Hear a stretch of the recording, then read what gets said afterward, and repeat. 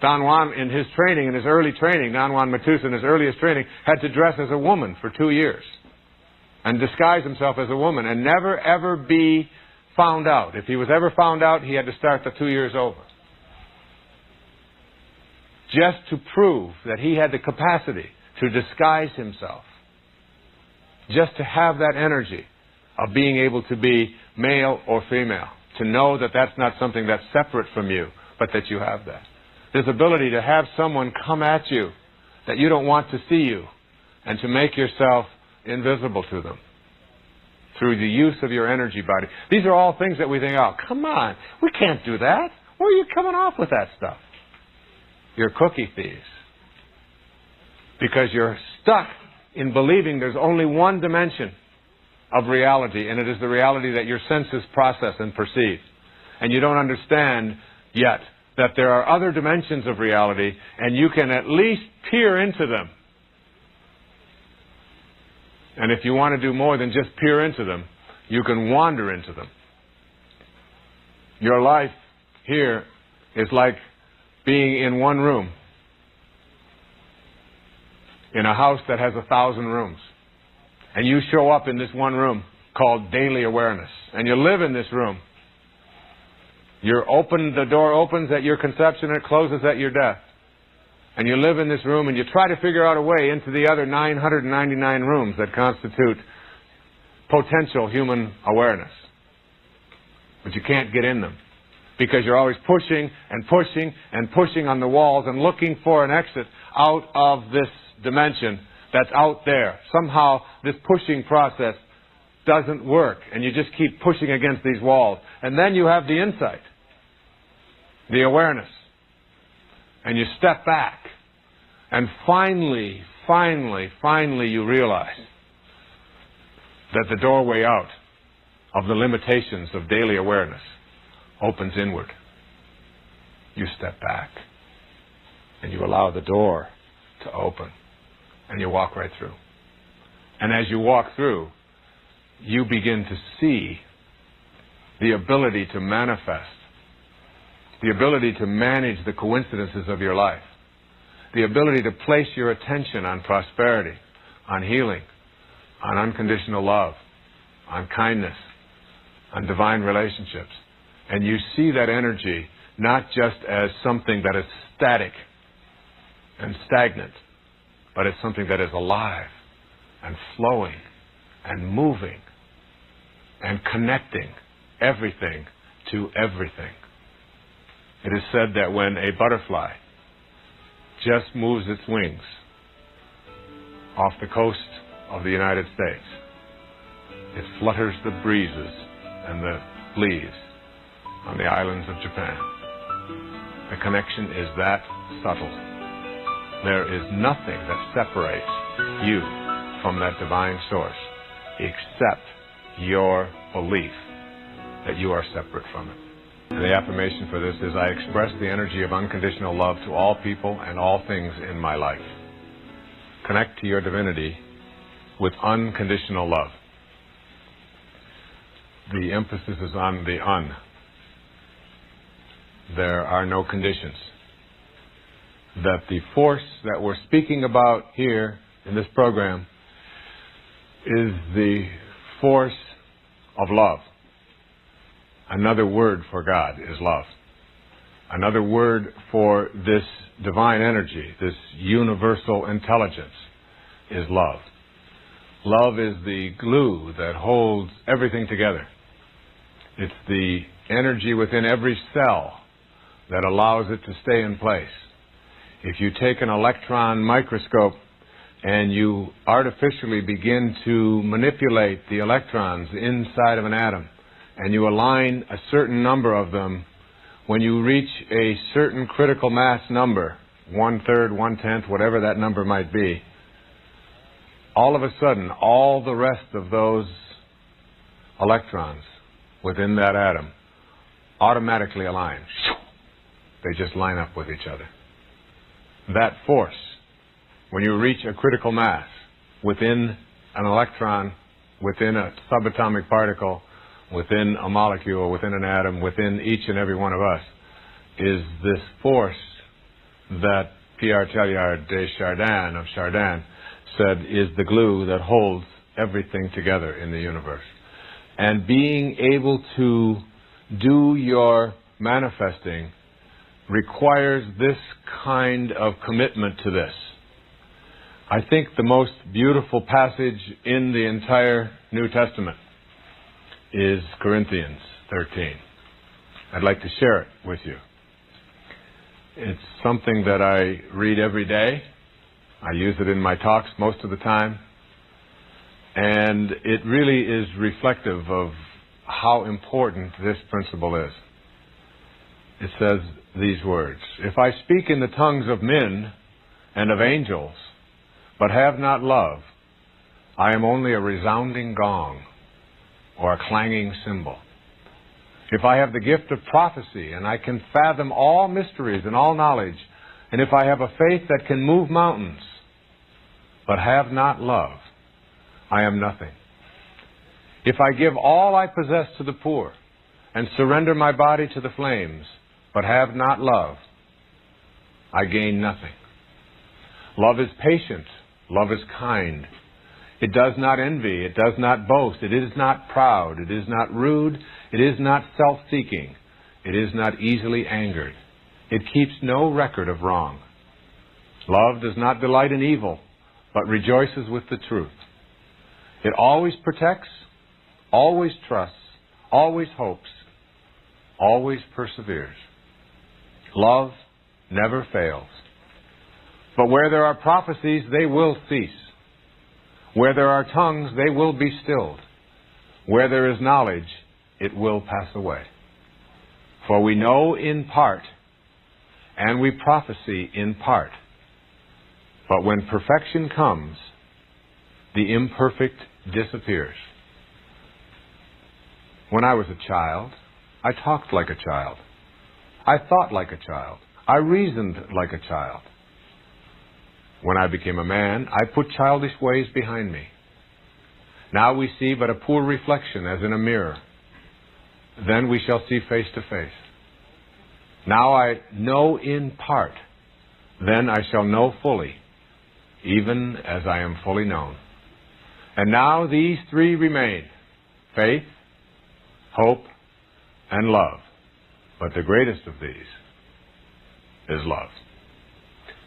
It seemed to me, as I was writing Manifest Your Destiny, and as I was preparing myself for this program, that it would be impossible to not include the necessity of experiencing unconditional love, even if you just did it for a day, in order to be able to understand its relationship to manifesting. You see, the force that is universal, the force that is divine, the force that we call universal intelligence, the God force that is in all things, is love. Which means that you, when you remove yourself from love, remove yourself from the God force, from God, from this divine energy. So that thoughts that you have that take you away from love, thoughts of judgment, remember, it does not judge. It does not keep record of wrongs. It bears no anger, no hatred. This is a very tough thing for those of us who are rooted in the physical domain. To begin to practice this idea of living unconditional love in our lives. It requires removing judgment from ourselves. The thing that is the source of most difficulties in most relationships is this statement that if only you were more like me, then we would be getting along a whole lot better right now. See, if what you think about is what expands, and what you're thinking about is what's missing or what's wrong or what you don't like or what is evil or what is bad in another person, then the relationship has to take that intact, that road, that path. It has to. Because what you think about is what expands. As you think, so shall you be. If you're thinking about what you don't like, then what you don't like is what will expand. So it really requires, if you want to be able to manifest love in your life, or loving relationships in your life, or peace in your life, you have to shift your thoughts to unconditional love. Even when people are behaving in ways toward us that we find offensive. Jackson Browne is, what I think, one of the great poets on our planet. Great singer. He has a song called For a Dancer. In there are words to this effect. He says, just do the steps that you've been shown by everyone you've ever known until the dance becomes your very own. Which is what most of us are doing. We're doing the steps that we've been shown by everyone we've ever known, and the dance has become our very own. And later on in the song, he says something to the effect of, into a dancer you have grown from the seeds someone else has thrown. Go on ahead and throw some seeds of your own somewhere between the time you arrive and the time you go home. And then the kicker, it always gets to me when I listen to this song. He said, because in the end, there is one dance you'll do alone. And it's like letting go of this tendency to be a dancer, to be doing the steps that we've been shown by everyone we've ever known, and then it becomes our own. And then we pass it on, and we pass it on. To break that chain, we have to shift our attention off of what we don't want and onto what we do want. And this goes for everything. I was at doing a book tour up in Chicago. I get off the airplane, and a woman picks me up, and she's got a doozy of a cold. Like, Snoopy's, as my kids call it, coming out of her nose, onto her dress. I mean, and I was in this little Honda with her for 2 days. And so I said to her something to the effect, I can't remember what it was, I know she didn't like it, but I said something to the effect of, oh, it's been 20 years since I've had a cold like that. And she said, oh, that's just what I needed to hear. It's people like you who go around telling us, normal, mortal human beings, that when we have a cold we should be feeling guilty. She said, I don't appreciate that at all. She said, colds are just things that happen to us. I said, well, I understand that. I said, but I just don't think like you. She said, well, what do you think? I said, well, tell me what you think. You're the one with the cold. She said, well, I think colds are viruses and that they're in the air. And they're going to land on us every once in a while. And when they do, we shouldn't be feeling guilty about it and feeling bad about it, and people like you writing books about it to make us feel worse. I said, look, we're on the same page here. I said, I believe just like you.